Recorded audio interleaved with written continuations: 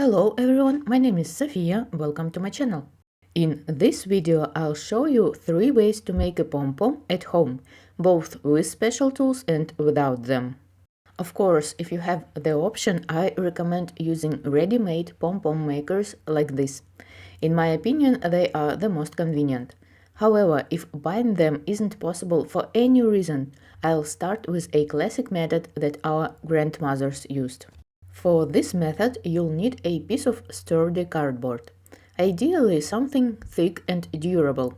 In my hands, I have the cover of a children's drawing pad. That would be a perfect option. Unfortunately, I can't use it because my kids still need it. So instead, I took an empty pasta box from the recycling bin. This cardboard is thinner but still works well. Please don't use triple-layered corrugated cardboard, the kind used for brown shipping boxes like Amazon parcels. Because of the layered structure, the template will be too thick and uneven. Now we need to draw 2 circles, one inside the other. The easiest way to do this is with a compass for drawing.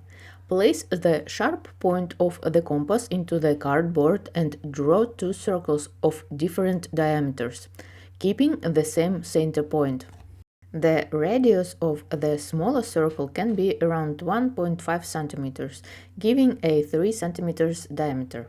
The larger circle can have a radius of 3.5 to 4 centimeters, resulting in a 7 or 8 centimeters diameter. But since this tutorial is for those who don't have any special tools at all, I went back to the recycling bin and found 2 lids. The larger lid has a diameter of 8.5 centimeters and the smaller one is 4 centimeters. First, I trace the larger lid onto the cardboard with a pencil. Next, I carefully position the small lid so that it sits exactly in the center of the larger circle. This step is important if you want your pom-pom to be evenly round. I estimate the center by eye and trace the smaller lid. Once both circles are drawn, I need to add a sharp wedge shape starting from their common center. I draw this freehand without measuring. If you are drawing along with me and used a compass for drawing, make sure the wedge starts from the same point where the compass needle was placed. Now it's time to cut the template out of the cardboard. To make it clearer what needs to be removed, I'll shade the area that should be cut out.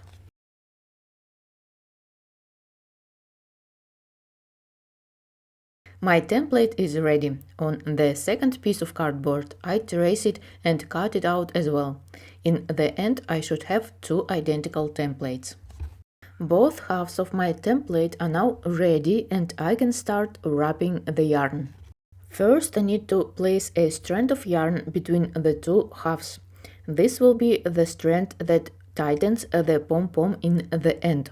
You'll need to pull this yarn quite firmly, so either work very carefully or fold the yarn in half and place a double strand inside the template. Don't be stingy with the yarn, make it long enough. You can always trim off the excess later. Now I start wrapping the yarn.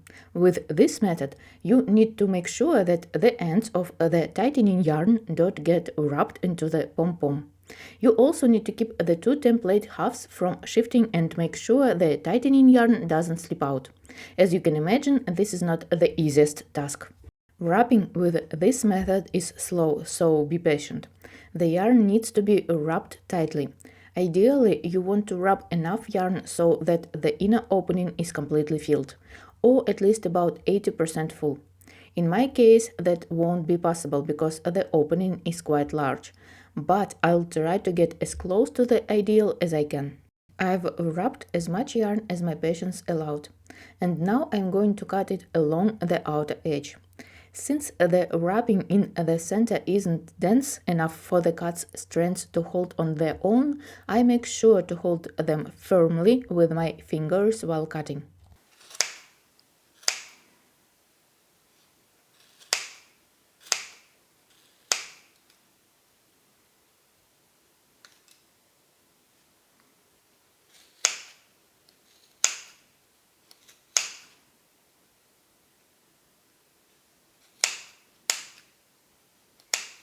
Now I pull the ends of the yarn we placed between the templates very tightly and tie a knot.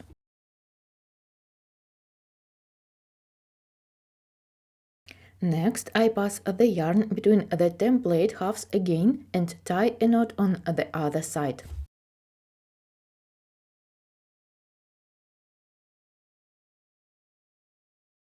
Then I pass the yarn through once more and tie a double knot.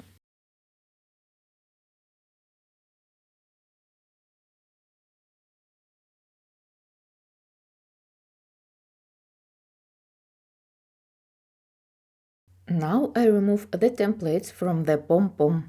The pom-pom looks good but not perfect. Some strands are sticking out and the shape isn't ideal. All of this can be fixed with scissors. It's worth spending a little time to shape the pom-pom into a neat round form. Now my pom-pom already looks much better, but to bring it to a truly perfect finish, I'll do one more step. I want to steam the pom-pom by holding it over steam. It's very important to remember that steam is even hotter than boiling water, so never bring your hands close to the steam or hold them over an open pot. The second way you can get burnt is to bring the yarn ends too close to an open flame or a heating element. Please be very careful and attentive. We intentionally left the yarn tails a bit longer so they can be spread apart and the pom-pom can be safely held over steam for 5 to 10 minutes. You only need a small amount of water in the pot. After steaming, let the pom-pom cool down completely and dry. This is the result I ended up with. This method is quite time-consuming, but the result is very good. Next, I'll show you how to make a pom-pom using a tool commonly known as a fork. I'll say right away that this is the least preferred method, but it is very quick. You can make two pom-pom sizes on a fork, a larger one and a small one. I'll use the smaller side, but the process is exactly the same on the larger side. I simply start wrapping the yarn around the fork. You'll need about 40 to 60 wraps. Once the wrapping is finished, I'll need a crochet hook to thread the securing yarn. Alternatively, you can use a large eye yarn needle. I pull the yarn through and tie a knot.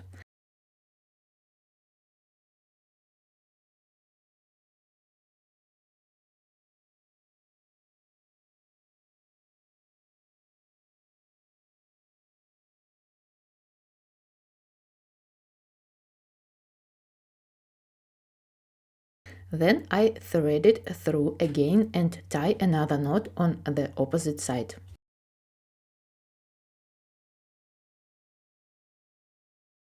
After slightly tightening the wrapped yarn, I remove it from the fork, pull the yarn firmly and make a third knot, securing it with a double knot. I work carefully so the yarn doesn't break, but at the same time I tighten it well to prevent the pom-pom from falling apart. Now the wrapped yarn needs to be cut along the edges. This can be done either while the yarn is still on the fork or after it's been removed. From my experience, I haven't noticed much difference between the two options. This is the pom-pom you get, not very round and quite uneven. It requires a fair amount of timing with scissors to shape it properly. However, the wrapping itself is very fast. The small pom-pom is now finished, and I'll move on to demonstrating how to use more modern pom-pom makers. I'll be making a pom-pom for a beanie head. There is already a video on my channel showing how to knit beanie head. You'll find the link in the top right corner of the screen and in the video description below. This pom-pom maker consists of two halves. At the beginning, they need to be aligned so that the small pegs on one half match the holes on the other. They don't snap together. These pegs are simply a guide to help you position the two parts correctly. Once the two halves are aligned, I start wrapping the yarn. You can begin from either side. I find it more comfortable to start on the right side. Since I'll be cutting the yarn along the outer edge of the template, I place the yarn tail on the outside as well. First, make a few wraps to secure the tail. After that, the wrapping goes much more smoothly. Even though you need to control the yarn and hold the two halves together, this method is easier and faster than the first one. Try to wrap the yarn evenly and with consistent thickness all the way around. Don't add more yarn in one area and less in another. This directly affects how round and even your pom-pom will be. I've finished wrapping the right side and now I'll move on to the left side. I usually pass the yarn over the top and continue wrapping. The wrapping is now complete. Next, I join the two sides together and secure them with the two locking clips. I cut the yarn and now I'm ready to cut the yarn all the way around along this outer edge. Because of the tight wrapping, the cut strands stay securely in place and don't fall out. All that left is to tie them together. You can also use a piece of yarn folded in half, but most of the time I prefer using this type of ribbon. It's 3 mm wide and holds the pom-pom very securely. My ribbon is white, so it contrasts with the color of the pom-pom. However, it won't be visible at all once the pom-pom is finished, so the color doesn't really matter. If you prefer and have the option, you can choose a ribbon that closely matches the color of your pom-pom. I thread the ribbon between the two halves of the pom-pom maker and tie a knot. With the ribbon, there is no risk of it breaking while tightening, so you can pull the knots as tight as possible. Just like with the other pom-poms, I tie 3 knots in total, with the last one being a double knot. I also spent some time shaping this pom-pom to make it perfectly round. Some strands stick out and definitely need to be trimmed. I carefully even it out until it has a clean round shape. And the green pom-pom is finished. I've already shown in detail how to attach it to a head in my beanie video, so I won't repeat that here. And that's all for today. Thank you so much for watching this video until the end. I hope you found it helpful. If so, please give it a like or add it to your knitting playlist. Don't forget to subscribe and I will see you in the next one. Bye!